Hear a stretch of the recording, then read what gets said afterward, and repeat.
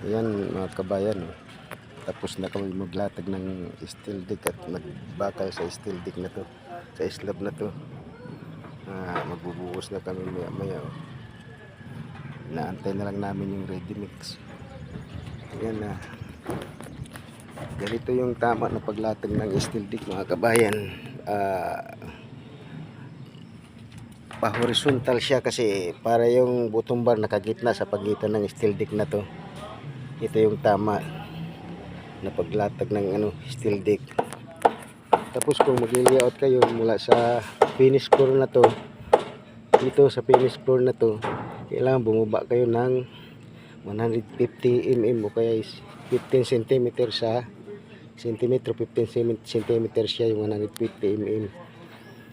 Para pag pinatong yung steel deck, mula rito sa finish hanggang sa ibabaw ng steel deck, gis pa rin, 100 mm pa rin yung buhos, kapal ng buhos. Sa centimeter naman 10 cm. Kaya nag-allowance tayo ng 15 kasi nakababa ang steel deck ng 50 mm ito. Siyempre sasama natin to sa pagbilang yung baba na to. Ganyan dapat ang pagkabit ng steel deck, naka-horizontal. Pero dito mapapansin nyo, mayroon siyang pa-vertical na kabit kasi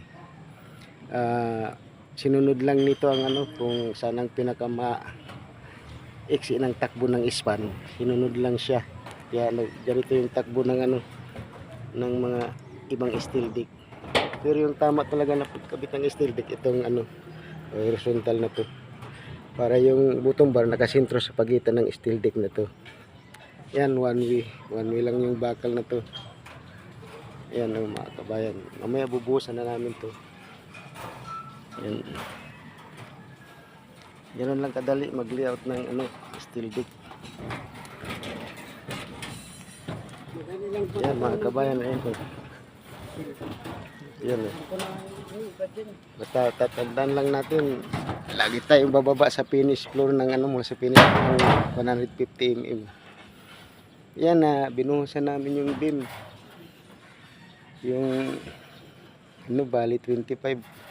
Kasi yun ang gusto ng ng contractor namin eh. Pero mas maganda talaga nito, sabay na yung sa buhos, pati dito sa flooring ng sa flooring. Pero siyempre yun ang gusto ng ng boss ko, kaya yun ang sinunod namin na pinagawa niya, yung buhusan muna ng kalahati ng beam bago magbuhos naman ng flooring. Ayan o. Mga kabayan, ayan o. Ganyan lang kadali mag